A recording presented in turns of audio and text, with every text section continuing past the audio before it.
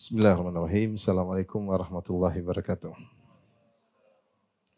Alhamdulillahi ala ihsani wa syukru lahu ala taufiqihi wa amtinani wa asyhadu an la ilaha illallah wahdahu la syarika lahu ta'ziman li sya'nih wa asyhadu anna Muhammadan abduhu wa rasuluhu da'ila ridwanih. Allahumma salli alaihi wa ala alihi wa ashabihi wa ikhwanih. Hadirin hadirat yang dirahmati oleh Subhanahu wa taala, kita lanjutkan bahasan kita dari kitab Jawami' Adiyatin Nabi sallallahu alaihi wasallam karya Syekh Profesor Dr. Abdul Razak bin Abdul Muhsin Al-Badr hafizahumullah taala. Dan pada kesempatan kali ini kita sampai pada syarah hadis Allahumma inni a'udzubika minal ajzi wal kasali. Ya Allah, aku berlindung kepada Engkau dari ketidakmampuan dan kemalasan. Wal jubni wal harami, aku berlindung kepada Engkau dari sifat penakut dan al-haram itu pikun.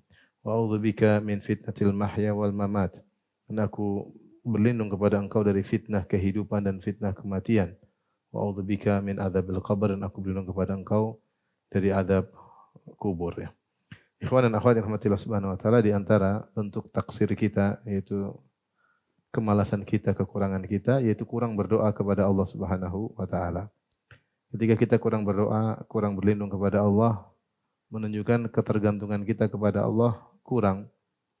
Seharusnya dalam setiap kegiatan, dalam setiap gerak-gerik kita, seiring dengan doa-doa kepada Allah subhanahu wa ta'ala.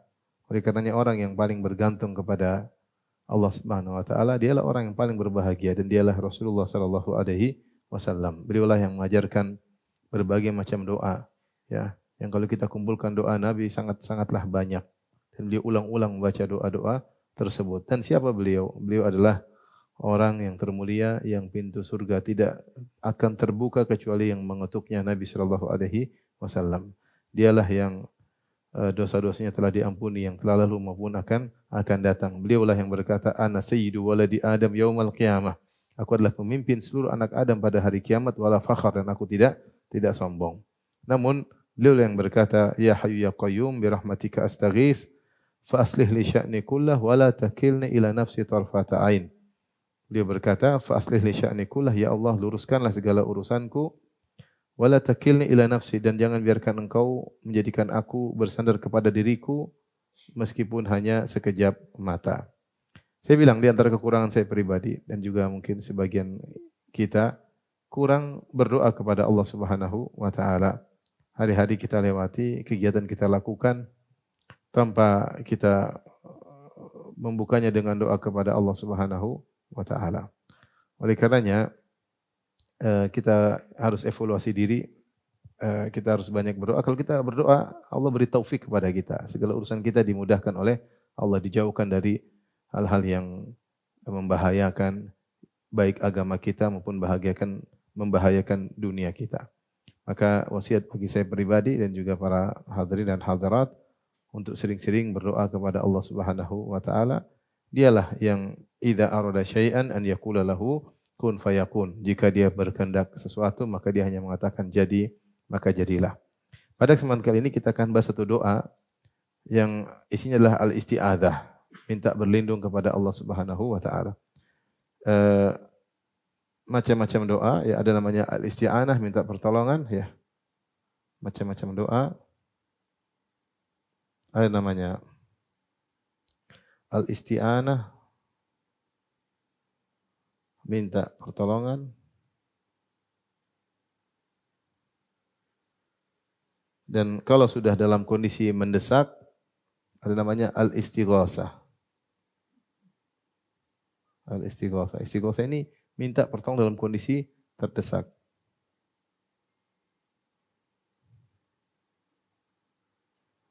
Dalam kondisi terdesak.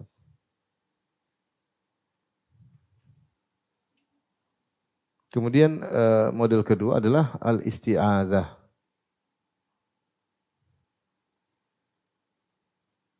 Itu minta perlindungan.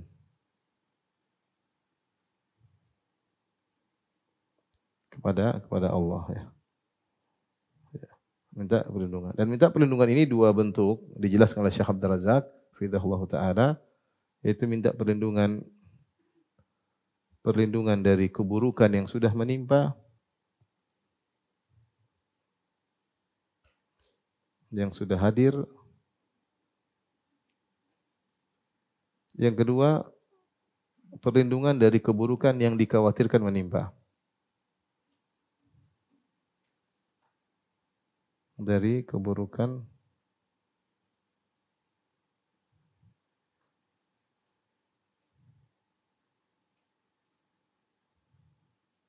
yang dikhawatirkan. Kedua-duanya kita dianjurkan untuk beristi'adzah kepada Allah Subhanahu wa taala. Ini akan kita bahas adalah masalah isti'adzah, minta perlindungan. Saking pentingnya pembahasan ini sampai sebagian ulama membuat buku khusus judulnya Al-Isti'adzah. Seperti karya Ibnu Muflih punya buku judulnya Al-Isti'adzah ya. Rahimahullah. Demikian juga Al-Imam Nasa'i membuat dalam sunannya sebuah kitab dengan judul Al-Isti'adzah. Kemudian beliau membawakan doa-doa tentang berlindung kepada Allah Subhanahu wa taala. Dan berlindung kepada Allah adalah ibadah. Oleh karenanya siapa berlindung kepada selain Allah, maka dia terjerumus dalam kesyirikan. Allah Subhanahu wa taala berfirman dalam surat Al-Jin, "Wa annahu kana rijalun minal insi ya'udzuna birijalin minal jinni fazaduhum rahaqa." Dan dahulu ada sekelompok lelaki dari kalangan manusia meminta perlindungan, ya. Ya'udzuna birijalin minal jinni. Mereka minta perlindungan dari sekelompok lelaki jin, fazaduhum rahaqa, maka menjadikan mereka semakin kafir yang lelaki dan menjadikan para jin semakin besar kepala, semakin sombong. Disebutkan dalam tafsir ayat ini, dahulu ada sekelompok kabilah dari Yaman, kebiasaan mereka. Kalau mereka mendatangi suatu tempat yang mengerikan, yang orang bilang angker, maka mereka berkata, "Na'udzu bi sayyidi hadzal wadi min sufaha'i qaumihi." Kami berlindung kepada jin penguasa lembah ini dari anak buahnya. Kemudian mereka tidur tenang, enggak ada yang ganggu karena mereka sudah beristi'adzah. Dan benar, isti'adzah mereka berhasil. Jin semakin sombong, buktinya mereka bangun enggak ada yang ganggu sama sekali karena tempat yang angker. Maka Rasulullah cerita ini kesyirikan. Harusnya mereka berlindung kepada siapa? Kepada penguasa para jin, ya. Ya.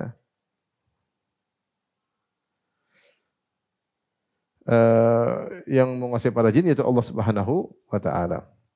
Ya, oleh karenanya kita jangan berlindung kepada jin, ya, tapi kita berlindung kepada Allah Subhanahu wa taala. Seperti saya katakan tadi, perlindungan ada dua model, dari keburukan yang sudah hadir, dari keburukan yang akan datang. Seperti keburukan yang sudah hadir, seperti Allah contohkan dalam Al-Qur'an, kata Allah, "Wa imma yanzaghannaka minasyaitani nazghun fasta'idz billah." Jika telah hadir gangguan syaitan, maka berlindunglah kepada Allah. Kita merasa digoda, sedang digoda, maka kita bilang apa? A'udzubillahi minasyaitonirrajim. Seperti ketika malaikat Jibril datang menemui Maryam, tapi menjelma manusia yang tampan. Fatamatsala laha basyaran sawiyya. Maka malaikat Jibril fa arsalna ilaiha ruhana, kami kirimkan kepada Maryam malaikat Jibril, fatamatsala laha basyaran sawiyya. Maka malaikat Jibril berubah menjadi lelaki yang tampan sementara Maryam sedang sendirian. Ketika itu dia menyangka ini gangguan, ada lelaki yang ingin menggodanya, maka dia berkata, "Qalat inni a'udzu billahi minka in kunta taqiyya." Aku berlindung kepada Allah dari kejahatanmu. Ternyata itu malaikat apa? Jibril. Tapi Maryam mencontohkan kepada kita berlindung kepada sesuatu yang hadir di hadapan dia dengan mengatakan a'udzu billah. A'udzubillah. Entah dari syaitan atau dari apa, kita berlindung kepada Allah Subhanahu wa taala. Jika seorang lelaki digoda seorang wanita, dia bilang a'udzubillahi minka, aku berlindung, a'udzubillahi minki, aku berlindung kepada Allah dari engkau. Ya, atau seorang wanita digoda lelaki bilang a'udzubillahi minka, aku berlindung kepada Allah darimu, sebagaimana perkataan Maryam wanita salehah yang Allah mengatakan allati ahsanat farjaha, yang menjaga kemaluannya dengan penjagaan yang sebenarnya. Sehingga ketika ada lelaki tampan yang datang, dia tidak banyak omongan pertama langsung dia ucapkan a'udzubillahi minka, aku berlindung kepada Allah darimu. Ternyata itu malaikat Jibril. Demikian juga kalau ada sesuatu yang kita khawatirkan, kita juga bisa beristi'adzah. Kita takut ini, takut anu, kita a'udzubillahi minasyaitonirrajim sebelum baca Al-Qur'an. Khawatir ketika baca Quran ada yang apa? Ganggu, setan ganggu. Karena setan buat kita terganggu baca Quran. Entah lagi baca Quran pikiran kemana-mana, ya. Entah baca Quran tiba-tiba langsung ngantuk. Ada setan yang menggoda ya. Seperti kita sholat, setan belum datang tapi kita bilang a'udzubillahi minasyaitonir rajim karena kita tidak ingin diganggu setan. Bahkan ketika sedang sholat seorang diganggu setan, dia boleh bilang a'udzubillahi minasyaitonir rajim. Dia merasa pikirannya kemana-mana, ini setan yang bawa pikiran saya kemana-mana. Jadi intinya saya ingin menyampaikan bahwasanya isti'adzah itu bisa pada keburukan yang sedang menimpa atau keburukan yang dikhawatirkan apa? Menimpa. Dua-duanya kita al-isti'adzah. Taib. Isti'adzah artinya bersandar kepada Allah Subhanahu wa taala, berlindung kepada Allah Subhanahu wa taala dan Allah mengatakan fafirru ilallah. Larilah engkau menuju Allah. Apapun yang terjadi segera menuju apa? Allah. Allah suruh cepat. Fafirru ilallah. Jangan sebelum pikirkan yang lain, pikirkan dulu Allah Subhanahu wa taala. Segera menuju Allah dengan cepat. Fafirru ilallah. Makanya dalam hadis kana Nabi sallallahu alaihi wasallam idza hazabahu amran fa iza ila salat. Fazi ila salat. Rasulullah SAW kalau menghadapi satu perkara yang sulit, Rasulullah SAW langsung apa? Salat. Langsung kepada Allah Subhanahu wa taala sebelum yang lainnya. Baik. Selanjutnya kita akan bahas tentang doa ini ya. Ini sudah ya saya tuliskan. Win.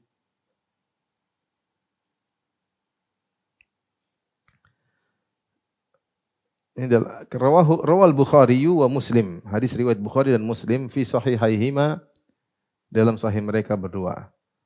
Ini ada dalam bekal Islam yang sudah download ada ya. Sama terjemahan syarahnya. An Anas bin Malikin dari Anas bin Malik itu khadim Rasulullah SAW Abu Hamzah qala kana Nabiullah yaqul bahwasanya Nabi SAW berdoa. Kana ini sebagian ahli usul mengatakan kana menunjukkan continue, kesinambungan, itu sering. Sering. Bisa artinya pernah, bisa artinya sering, tergantung konteks. Kalau kita dapati dalil-dalil tentang Rasulullah berdoa tentang meminta perlindungan dari kemalasan, ketidakmampuan, ternyata Rasulullah SAW sering. Anas bin Malik pernah menemani Nabi dalam bersafar ketika perang Khaybar, Rasulullah sering baca doa. Jadi kita artikan kana di sini sering Nabi berdoa. Kana Nabiullah yaqul. Rasulullah SAW sering berdoa, Allahumma inni a'udzubika minal ajaz. Ya Allah, aku berlindung kepada Engkau minal ajzi, dari ketidakmampuan. Wal kasali, dari kemalasan. Dalam sebagian riwayat dengan sukun wal kasli. Dua-dua datang dalam riwayat minal kasali wal kasli. Wal jubni, dari pengecut, penakut. Wal harami, haram itu masa tua yang pikun, tidak ngomongnya ngelantur, itu namanya haram. Kharaf. Ya. Wa a'udzubika min fitnatil mahya wal mamat. Aku berlindung kepada Engkau dari fitnah kehidupan dan fitnah kematian. Wa a'udzubika min adzabil qabr. Aku berlindung kepada Engkau dari azab kubur. Tapi kita sebutkan ya doa Nabi sallallahu alaihi wasallam. Allahumma inni a'udzubika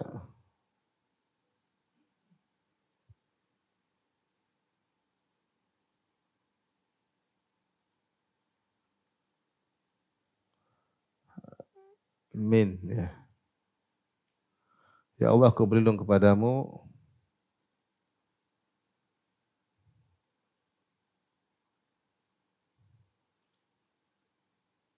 kepada Engkau dari, ada beberapa yang Rasulullah minta. Yang pertama adalah al-ajaz. Al-ajzi, jadi ketidakmampuan.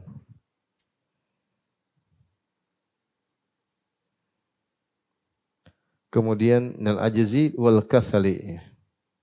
Wal al-kasali.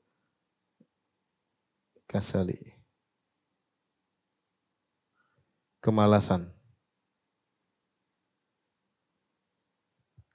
Kemudian wal jubni wal harami. Yang ketiga al jubni, pengecut, penakut.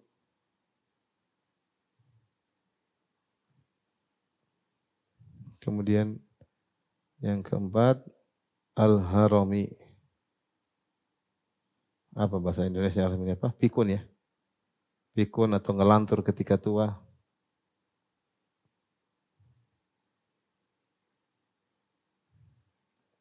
Kemudian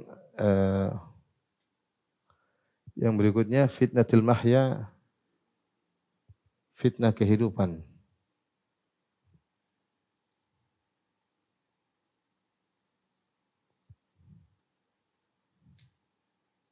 Fitnah-fitnah kehidupan. Kemudian yang keenam al-mamat wal mamat, fitnah kematian.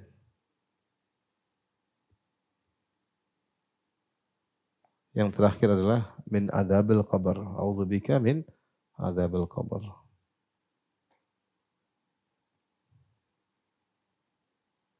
Azab kubur. Tapi ikhwan dan akhwat yang rahmatillah subhanahu wa ta'ala, kita mulai dari yang pertama, ketidakmampuan. Apa bedanya ketidakmampuan dengan kemalasan? Ketidakmampuan itu tidak ada kekuatan untuk melakukan. Adapun malas punya kekuatan namun tidak mau. Ya, dia mampu cuma dia enggak mau. Dua-duanya tercela, ya. Dalam Al-Qur'an Allah mengatakan daraballahu masalan 'abdan mamlukan la yaqdiru 'ala syai'. Allah memberi perumpamaan tentang seorang hamba sahaya la yaqdiru 'ala syai', yang tidak bisa apa-apa. Dia hamba punya majikan, punya hamba seperti ini, tercela, ya, hambanya tercela, enggak bisa apa-apa. Dalam ayat berikutnya wa daraballahu masalan rajulaini ahaduhuma abkamu la yaqdiru 'ala syai'in wa huwa kallun 'ala maulah aina ma yuwajjihu la ya'ti bi khair. Allah memberi perumpamaan tentang dua orang laki yang salah satunya adalah abkam, bisu, la yaqdiru 'ala syai', tidak bisa apa-apa, wa huwa kallun 'ala maulah, hanya jadi beban bagi pemiliknya atau jadi majikannya atau yang mengurusinya. Aina yuwajjihu la ya'ti bi khair, di mana diarahkan tidak bisa. Kalau sudah enggak mampu bagaimana? Mau ke mana-mana disuruh ini enggak mampu, disuruh itu enggak, namanya ketidakmampuan. Nah, para ulama membahas ketidakmampuan ini terkait dengan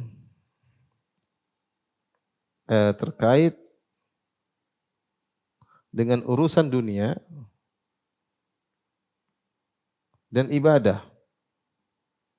Kita dalam urusan dunia juga butuh kekuatan untuk menjalankan kewajiban kita, misalnya menafkahi anak istri, ya. Butuh kemampuan, kecerdasan, ini semua namanya kudrah, kemampuan. Nah, kalau Allah cabut kemampuan kita tidak mampu, ya, kita nggak bisa mikir, nggak mampu, tubuh sakit, ya, bekerja nggak bisa, ya, namanya dicabut kemampuan kita, sehingga kita tidak bisa menjalankan aktivitas kita untuk menunaikan kewajiban kita duniawi kepada anak, kepada istri, ya. Sementara kita tahu kebutuhan kita banyak, kebutuhan anak banyak, kebutuhan istri banyak. Oleh kita minta perlindungan kepada Allah, jangan sampai aku tidak mampu. Belum kalau kita ingin merawat orang tua kita, berdoa, ya Allah, a'udzubika minal ajiz. Ya Allah, berilah aku kemampuan agar aku bisa mengurusi orang tuaku. Jangan sampai aku tidak mampu. Dari sisi fisik, dari sisi keuangan, kita berdoa kepada Allah. Ya. Ini terkait dengan duniawi. Demikian juga para ulama terkait dengan ibadah. Kita ingin bisa ibadah, ya. Ketika haji mampu, ketika umrah mampu, ya. Oleh karenanya, kalau yang punya fisik kuat segera daftar haji agar ketika haji dalam kondisi apa? Kuat, ya. Bukan haji keluar namanya umur 77, agak repot. Ya mungkin yang kuat ada, tapi yang kebanyakan 77 sedikit lagi udah dipanggil Allah Subhanahu wa taala. Tapi kalau udah tua repot, kalau bisa, kecuali memang ada uzur. Artinya kalau mampu mendaftar lebih cepat, lebih baik, sehingga ketika menjalankan ibadah haji dengan kekuatan, menjalankan sunnah-sunnah Nabi dengan sebaiknya, tidak merepotkan orang lain, ya, tidak merepotkan orang lain, ya. Kecuali ada uzur, ya ada uzur, mau diapain lagi. Tapi intinya kita minta kepada Allah agar diberi kemampuan dan berlindung dari ketidakmampuan dalam urusan dunia maupun dalam urusan ibadah. Kemudian juga kita minta berlindung kepada Allah dari kemalasan. Kemalasan itu punya kemampuan tapi tidak mau. Kemampuan tapi tidak memiliki kemauan. Memiliki kemauan kuat. Ini namanya malas. Ini parah ini, malas ini. Makanya setiap zikir pagi petang kita berlindung kepada apa? Dari kemalasan, ya. Kemalasan ini parah. Dan akan banyak penyesalan pada hari kiamat gara-gara kemalasan. Di antara bentuk kemalasan adalah taswif. Di antaranya ibadah dalam kondisi malas, ngaji malas, ngaji dia ngaji malas. Salat tapi dia malas ya. Umrah tapi malas, waktu sama. Tapi dia malas menjalankan dalam kondisi berat, beban. Salat tapi malas ya. Yang kedua, menunda-nunda. Yang kata orang dalam bahasa Arabnya taswif. Nunda-nunda. Taswif. Menunda-nunda. Ini diantara bentuk kemalasan yang menimpa kita semua. Cuma tergantung sering, kualitas tinggi atau kualitas rendah. Tapi kita semua tertimpa dengan sifat apa? Malas. Maka kita berlindung kepada Allah. Tidak ada yang bisa menggerakkan hati kita untuk semangat kecuali Allah. Yang mengatur tubuh kita Allah, yang mengatur jantung kita Allah, yang mengatur kehendak kita adalah Allah Subhanahu wa taala. Kalau Allah mengilhamkan seorang untuk semangat, dia akan semangat. Allah mencela orang-orang yang malas, orang munafik. Kata Allah Subhanahu wa taala, "Wa idza qamu ila sholati qamu kusala." Kalau mereka bangun salat, mereka salat dengan apa? Bermalas-malasan. Wala yadhkuruna Allah illa qalila. Orang munafik itu salat tapi salatnya malas. Mereka berzikir tapi hanya sedikit.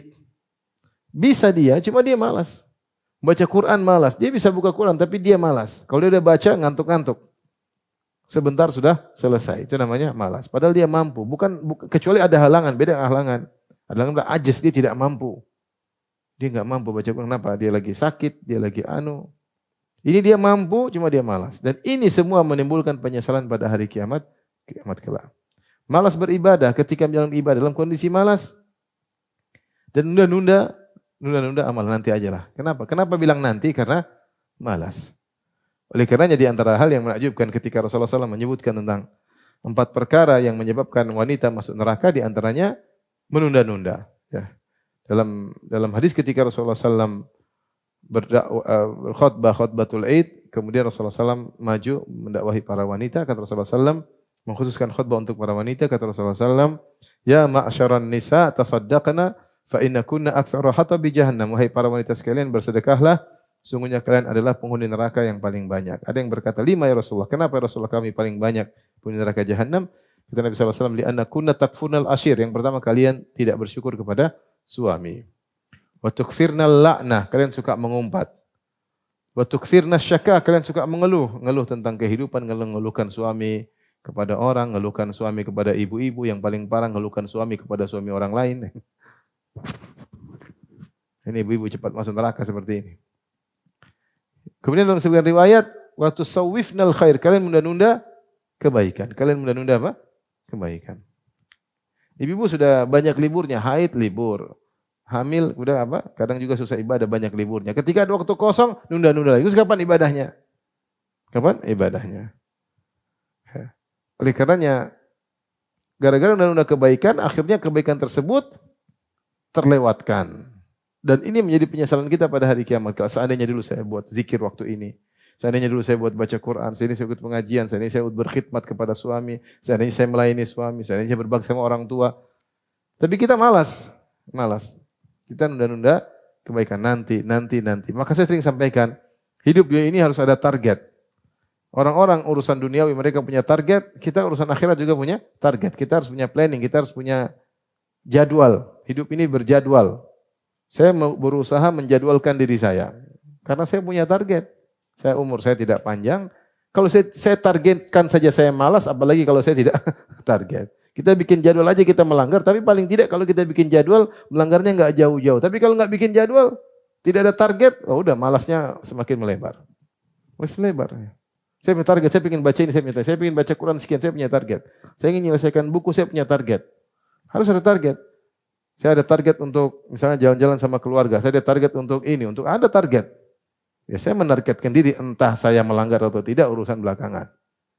Nah ibu-ibu kalau tidak punya target, terus, waduh itu malas tuh luar biasa. Ini penyakit yang bikin kita menyesal nanti hari kiamat. Dibuka catatan amal, isinya berita, politik, berita ini, berita artis, berita kriminal, itu isinya. Quran enggak ada, ini enggak ada, enggak ada. Ketawa ketiwi sama suami orang, ketawa ketiwi sama suami sendiri sedikit. Waliyadzubillah. Oleh karenanya, hidup ini harus target. Ya. Kita punya target duniawi ada, kita punya target akhirat juga ada. Dan itu untuk menyerang rasa malas.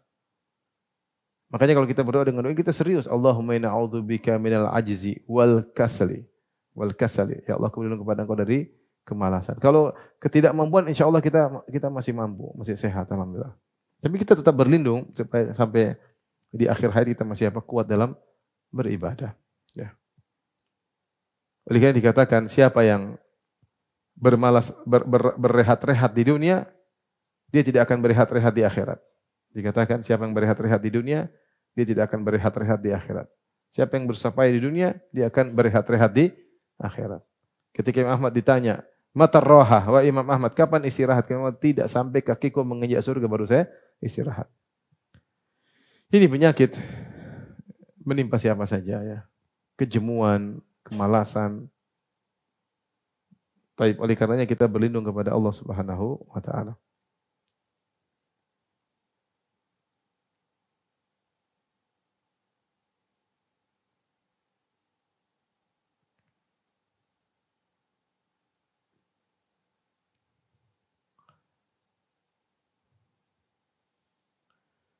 Kemudian juga rasa malas dan ini membuat kita akhirnya tidak mewujudkan banyak, bukan hanya akhirat, tujuan duniawi kita juga, kita susah.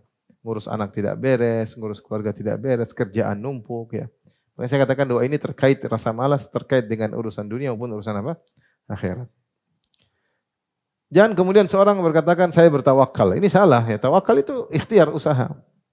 Tawakal itu seorang ikhtiar berusaha melakukan sebab sambil menyandarkan kepada Allah, bukan menyandarkan diri kepada sebab. Ada perkataan Ibnul Qayyim yang indah, dia berkata, ya, fakana mutawakkilan fis sabab la ala sabab. Ya.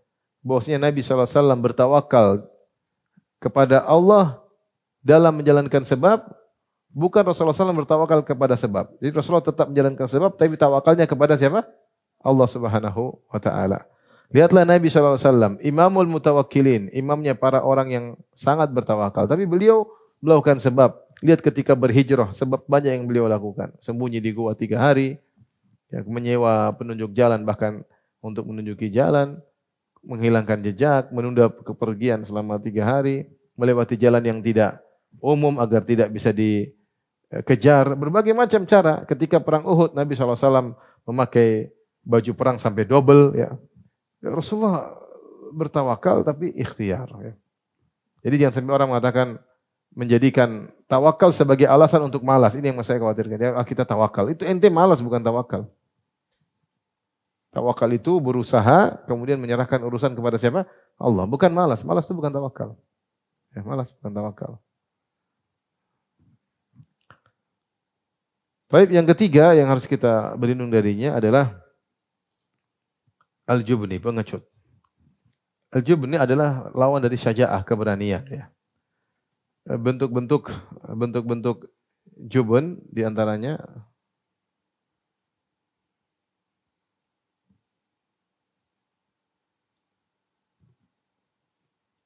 pernah menyebutkan lari dari medan pertempuran, lari dari medan pertempuran.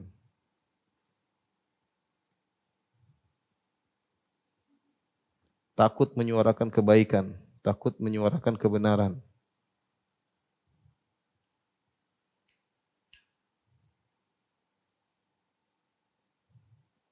Takut ditinggal masyarakat.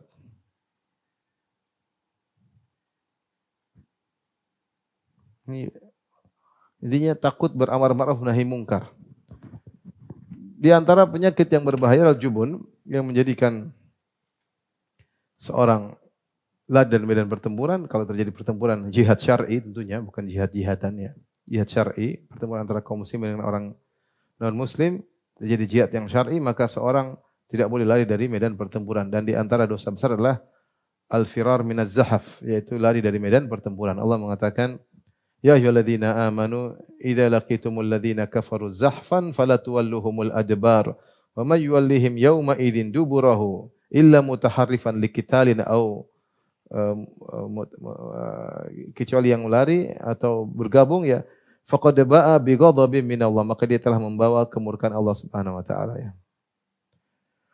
Wa ma'wahun nar wa ma'wahu jahannam wa bi'sal masir, dan kembalinya adalah neraka jahanam, itu buruk-buruk tempat kembali. Kata Allah Subhanahu wa taala, orang yang beriman, jika kalian bertemu dengan orang kafir, maka janganlah kalian kabur dari medan pertempuran. Illa mutaharrifan liqitalin atau mutahayyizan ila fi'ah. Dia boleh keluar dari medan pertempuran dengan dua sebab, yaitu dia keluar untuk kembali lagi atau dia keluar untuk bergabung dengan pasukan yang lain, itu tidak apa-apa. Kata Allah, illa mutaharrifan liqitalin au mutahayyizan ila fi'ah, untuk gabung dengan pasukan yang lain kemudian kembali menyerang. Siapa yang kabur tidak kembali lagi, faqad ba'a bi ghadabin minallah, maka dia telah membawa kemurkaan Allah Subhanahu wa taala. Wa ma'wahu jahannam wa bi'sal masir, dan tempat kembalinya neraka jahanam, itu seburuk-buruk tempat kembali.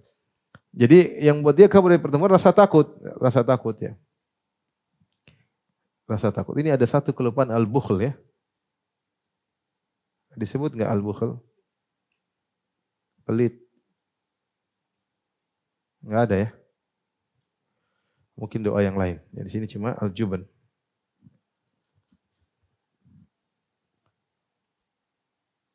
Ya, di sini enggak ada.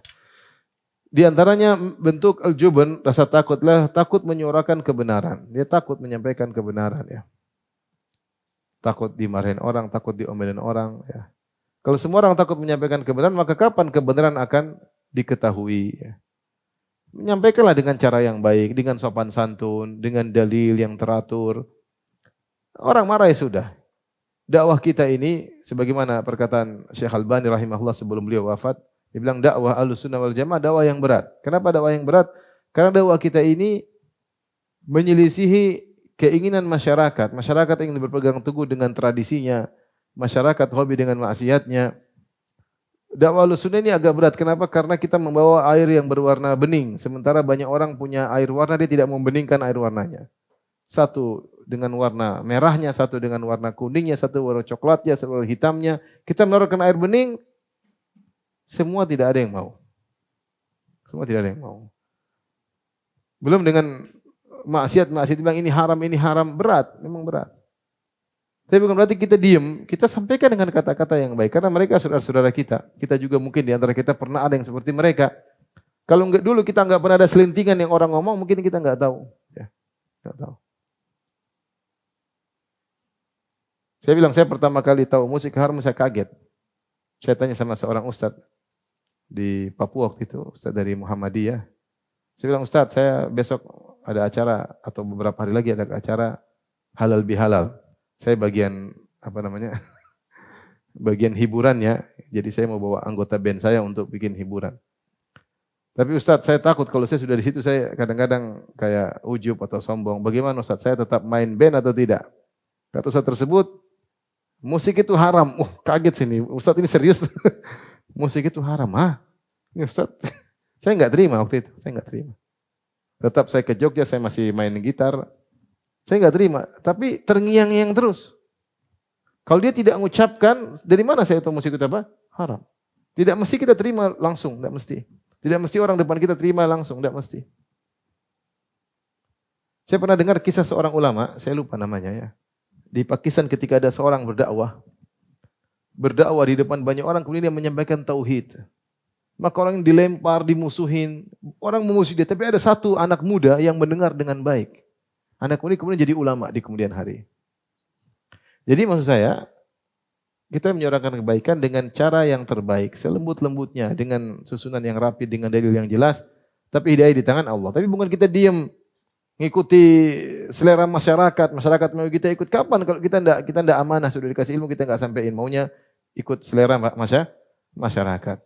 Masyarakat mau dangdutan sambil berdakwah, kita ikut dangdutan sambil berdakwah. Nanti ada metalan sambil berdakwah. Musik reggae sambil berdakwah, akhirnya kita ngikut semua, masyarakat maunya begitu. Enggak, kita jangan ikuti mereka. Kita arahkan mereka kepada yang terbaik. Jangan takut ya. Kita berusaha. Ada saatnya kita menunda, tidak harus kita sampaikan terus, ada saatnya kita menunda. Tapi bukan menunda selama-lamanya. Ada aturannya. Ya. Bukan berarti kita dakwah di sana, kemudian diusir dakwah di sana, kemudian kita ikut selera masyarakat. Enggak. Jangan sampai demikian. Ya udahlah daripada saya diusir-usir mending saya ikut selera mereka. Kamu maunya gimana? Enggak begitu. Tugas kita menyampaikan kebenaran dengan cara yang terbaik. Bukan juga kita konyol, keberanian tanpa terukur. Semuanya ada aturannya. Bernahi mungkar juga ada aturannya. Menyampaikan dengan terukur, lihat maslahat dan mudarat. Tetapi harus disampaikan. Ya, kita berlindung Allahumma inna a'udzubika minal jubun. Ya Allah, aku berlindung kepada Engau dari sikap pengecut. Kemudian berikutnya al-haram. Al-haram. Al-haram Allah sebutkan manusia thumma ja'ala min ba'di quwwatin dha'fan wa syaibah. Kata Allah Subhanahu wa taala, kami menjadikan manusia dari lemah kemudian menjadi kuat, kemudian setelah kuat Allah jadikan lemah dan tua. Lemah dan tua. Tidak ada orang yang kuat terus ya. Maka Allah berikan kelemahan pada diri mereka. Tanda-tanda agar dia tidak sombong, agar segera kembali kepada Allah. Kalau mata kita tajam terus, telinga kita tajam terus, tubuh kita kuat terus, kita lupa bahwa kita akan mati. Tapi Allah beri tanda-tanda. Makanya Allah mengatakan waja'akumun nadhir, telah datang peringatan kepada kalian. Sebagian ahli tafsir menafsirkan maksudnya uban. Kalau ada uban itu tanda-tanda. Kamu jangan lupa diri terus. Kematian mengintai setiap saat. Manusia sifatnya akan melemah. Dan itu tidak bisa dihindari. Tetapi yang kita berlindung kepada Allah bukan berlindung dari kematian. Kita pasti apa? Mati. Tapi kita berlindung adalah kepikunan. Wa a'udzubika min an uradda ila ardhilil umur. Di antara doa yang lain, aku berlindung kepada Engkau untuk dikembalikan kepada umur yang paling buruk, yaitu dalam kondisi pikun. Dalam hadis ini, wal haram. Wal haram.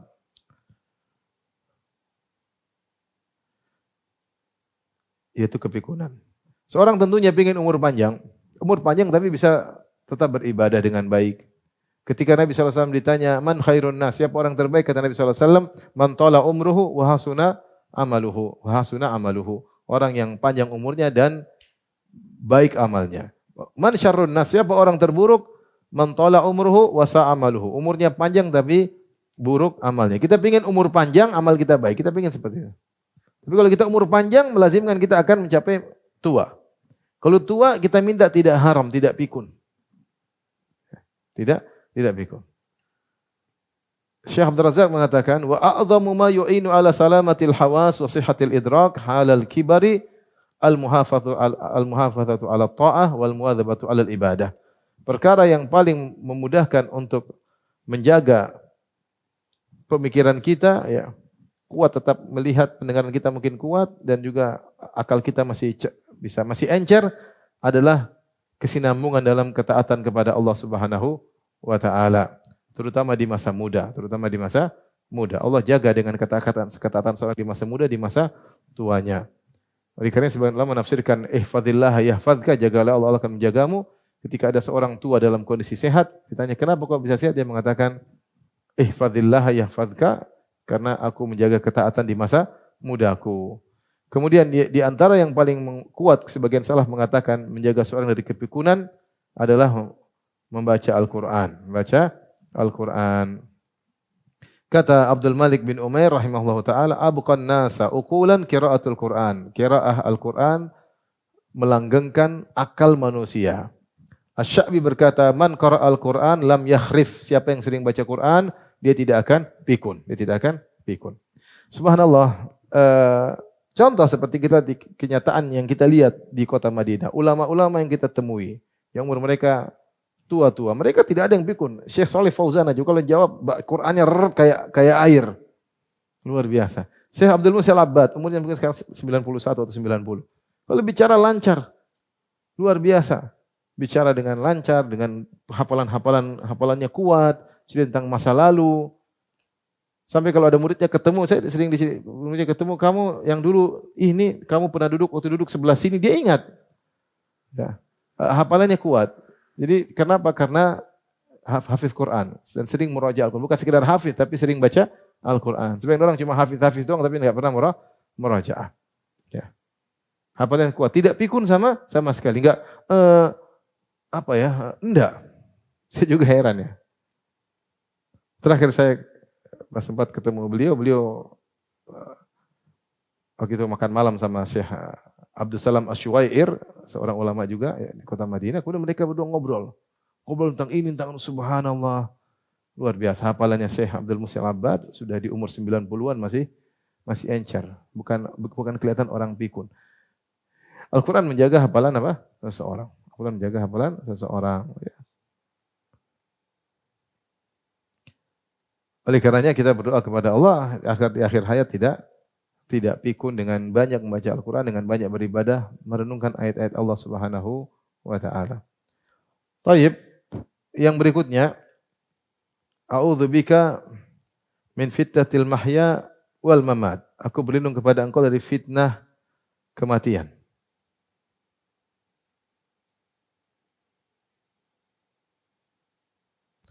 Apa fitnah kehidupan?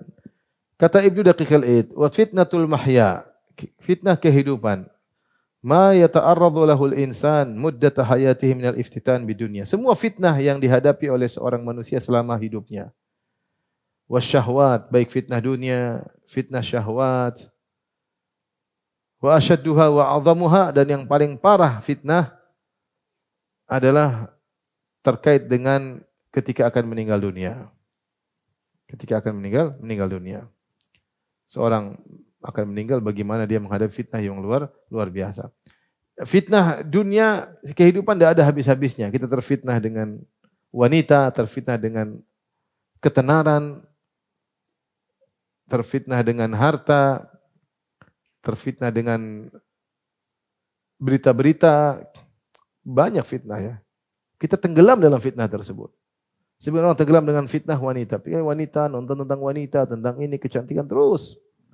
Laki-laki maksudnya, wanita terhadap laki-laki. Dunia, cari dunia, lupa ibadah. Dunia sebanyak-banyaknya, lupa dengan ibadah.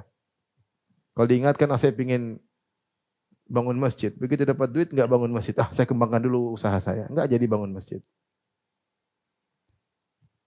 Saya pengen cari uang, mau naik haji, dapat duit, saya bangun rumah lagi dulu. Sudah punya rumah, kapan naik hajinya? Fitnah enggak ada habis-habisnya. Fitnah. Fitnah popularitas, sudah. Orang semua lihat dunia ini orang sibuk dengan apa? Status. Bikin status, bikin ini, bikin anu. Saya sedang di sini, saya narsis, banyak orang narsis. Lihat aja di medsos.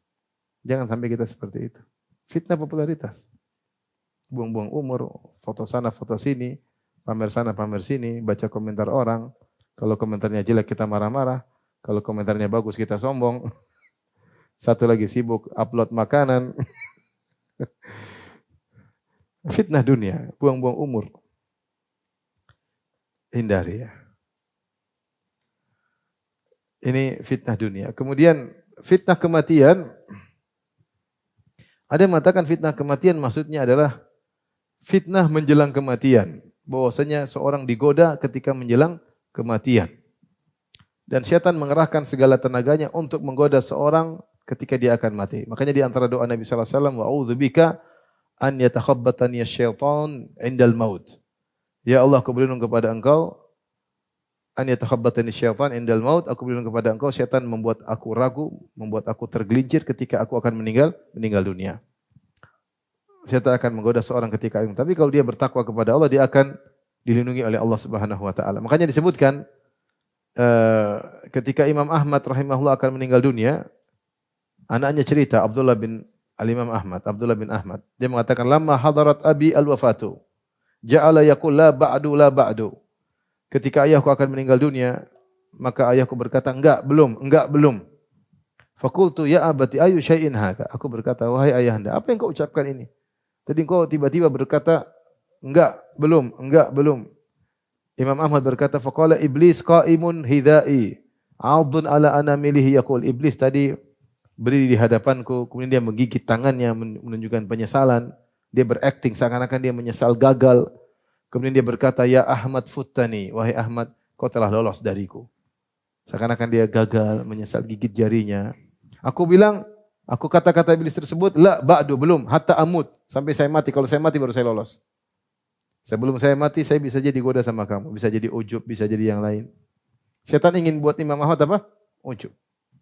Allah bilang, kamu sudah lolos dariku. Kata Ahmad, Imam Ahmad rahimahullah berkata, la ba'du, belum. Hatta amut, sampai aku meninggal dunia, baru aku benar-benar lolos dari godaanmu. Dan ini bahaya.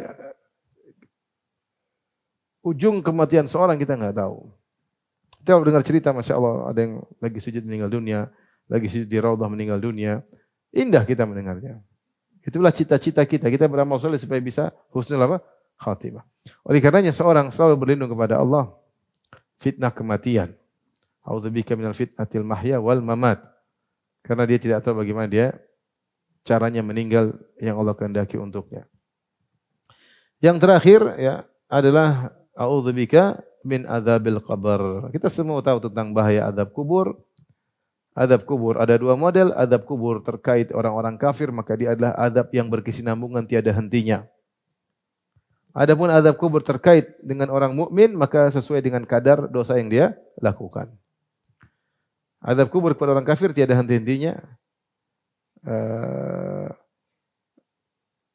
Seperti ketika Allah berbicara tentang orang kaum Lut ya. Kata Allah Subhanahu wa taala tentang fadzuku fadzukul adzabal mustaqir. Ayatnya kata Allah Subhanahu wa taala dalam surat Al-Qamar ya.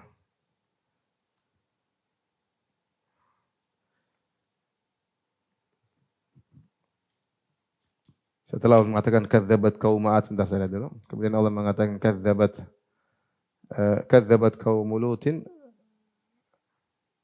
bin nuzur. Kadzabat qaum Lutin bin nuzur. Inna arsalna alaihim hasiban illa ala Lut najaynahum bisahar ni'matan min indina kadzalika najzi man syakar wa laqad anzarahum batashatana fatamaru bin nuzur wa laqad rawadu an dhaifihi fatamassa ayunahum fadzuqu adzabi wa nuzur. Walaqad sabbahahum bukratan adzabun mustaqir. Ini saya mau sampai ayat ini.